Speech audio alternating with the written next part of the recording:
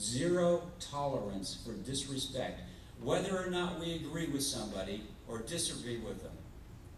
Whether we label them as our enemies or our friends, it's still possible to respect every human being. Somebody once said there are two problems in a community, and we might look at our own. First problem is our enemies. Why? Because it's hard to love our enemies.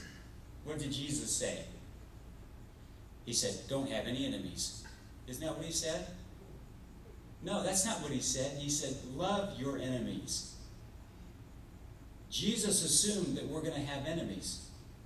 Because regardless of how hard we try, there are some people who are going to choose to be our enemies. But Jesus said, love them anyway. The problem is, when we have enemies, we paint them with one color. Because they're our enemy, they're all bad. They're all evil. They're all wrong.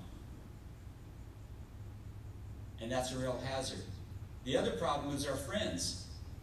Why are friends a problem in community? Because our friends tend to placate us and tell us what we want to hear, and sometimes fail to hold our feet to the fire and confront us. So our friends and our enemies in a community, we have them both, and they're both important in our spiritual lives. Respecting everyone, zero tolerance for disrespect. So, growing from where we are, affirming our gifts, respecting each other, accepting each other, what a tremendous transforming experience this can be. There's something magical that can happen in a community like that.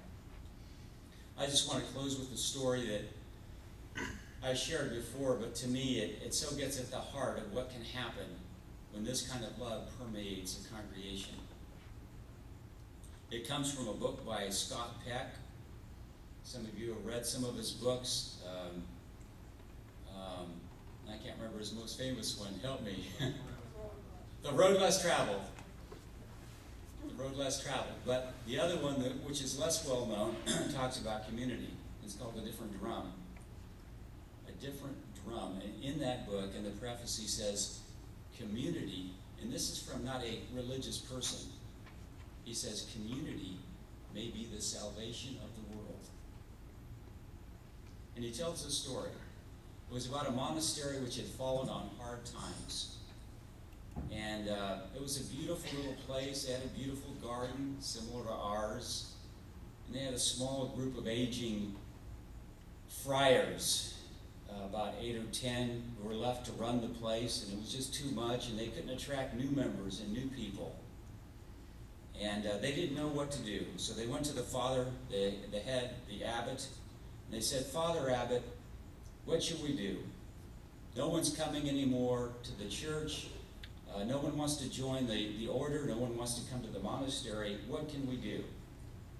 And he said, well, let's think about this. And they put their heads together, and they remembered that in the neighboring woods, there was a little hermitage. And every so often, the rabbi from the temple, a few miles down the road, would go to the hermitage to pray. And these monks had been together so long that they were a bit almost psychic, and they could tell when the rabbi was at the hermitage, and they would say to each other, the rabbi is in the hermitage, do you feel it? And they said, well, maybe Father Abbot, you should go to the hermitage and talk to the rabbi. And so it came that they could sense the rabbi was at the hermitage, and they sent Father Abbot to speak with him, and the rabbi was very gracious and invited him in for tea and said, come and sit, my brother.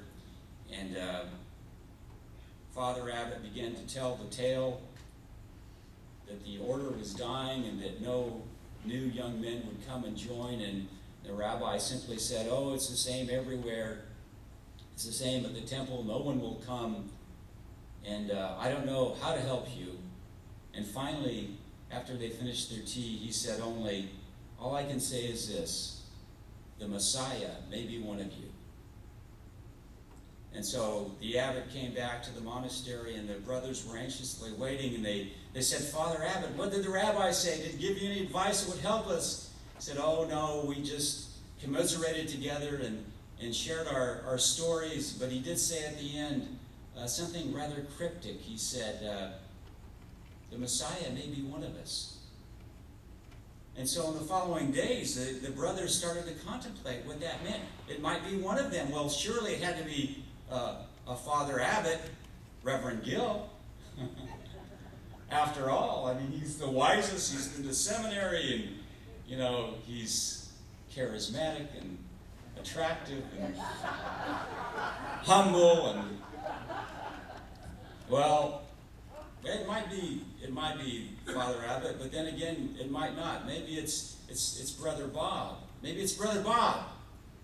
But Brother Bob, he's just kind of an airhead. He can't keep track of anything, and he's not always quite there. But when something really important happens, he shows up. It's like magic. He just knows where to be. Or maybe it's Brother Bob. Or maybe it's Sister Bobby.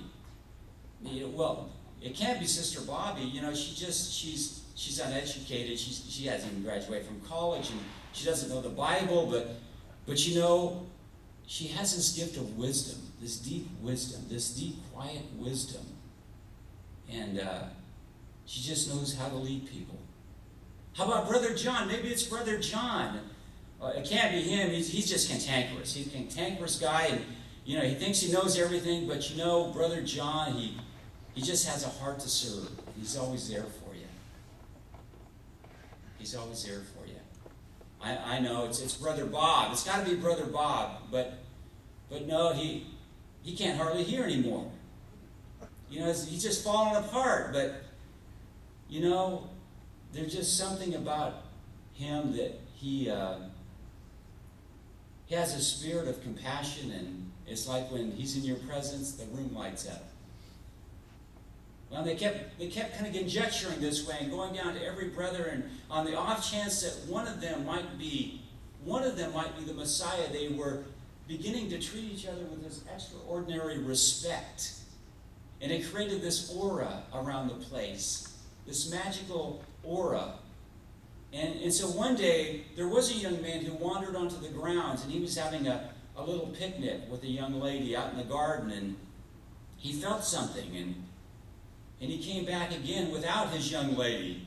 And he came back again and again and started talking to the brothers. And one day, do you know that he knocked on the door and asked Father Abbott if he could join the order?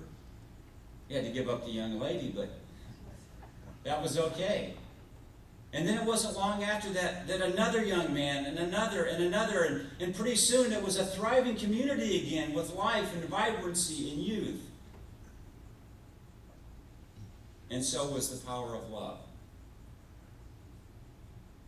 To me, that's the core and the secret of community, and the way to grow it is through these very basic things that I've been talking about this morning. Nothing magic about it.